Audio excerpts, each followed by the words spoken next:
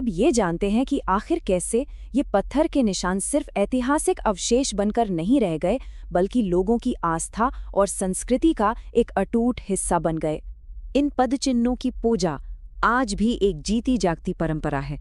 सबसे पहले भक्त इन पवित्र जगहों पर इकट्ठा होते हैं, फिर वो बड़े ही श्रद्धा भाव से फूल और प्रार्थनाएं चढ़ाते हैं। इसके बाद महाराज की आरती की जाती है और उनसे साहस और सुरक्षा का आशीर्वाद मांगा जाता है। ये दिखाता है कि वो आज भी एक रक्षक के रूप में पूजे जाते हैं। खास तौर पर ग्रामीण इलाकों में बड़े बुजुर्ग आज भी शिवाजी महाराज के दौरों और उनकी मशहूर गनीमी कावा यानी गुरिल्ला युद्ध नीति की कहानियां सुनाते हैं। ये कहानियां इतिहास को किताबों से बाहर निकालकर लोगों के दिलों में जिंदा रखती हैं, जहां वो आज भी सांस लेता है।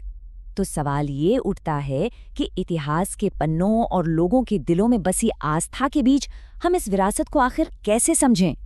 अब देखिए, एक तरफ है ऐतिहासिक रिकॉर्ड जो कई किलो पर उनकी मौजूदगी की पुष्टि करते हैं, लेकिन दूसरी तरफ ये भी सच है कि हर एक पद चिन्ह का कोई वैज्ञानिक सत्यापन नहीं हुआ है। पर स्थानीय लोगों के लिए उनकी आस्था और जो कहानियां पीढ़ियों से चली आ रही हैं, वही सबसे बड़ा सबूत है। मतलब उनके लिए इतिहास और विश्वास ये कोई अलग अलग चीजें नहीं हैं, बल्कि एक ही सिक्के के दो पहलू हैं।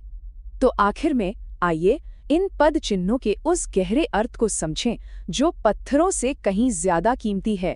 ये सिर्फ निशान क्यों नहीं है? क्योंकि ये पद चिन्ह प्रतीक हैं उस साहस के जिसने एक साम्राज्य को जन्म दिया, उस नेतृत्व के जिसने लोगों को एकजुट किया, उस स्वराज्य के जो हर किसी का था, और उस धर्म की रक्षा के जो न्याय और सम्मान पर टिका था। और यही बात इसे सबसे खूबसूरत बनाती है। ये सिर्फ जमीन पर बने निशान नहीं है, बल्कि महाराष्ट्र के दिल पर उकेरी गई वो भावनात्मक छापे हैं जो आने वाली पीढ़ियों को हमेशा प्रेरणा देती रहेंगी। आज भी जब कोई उन जगहों पर खड़ा होता है ना, तो सच में महसूस होता है मानो इतिहास आज भी जिंदा है और स्वराज्य की आत्मा आज भी सांस ले रही है।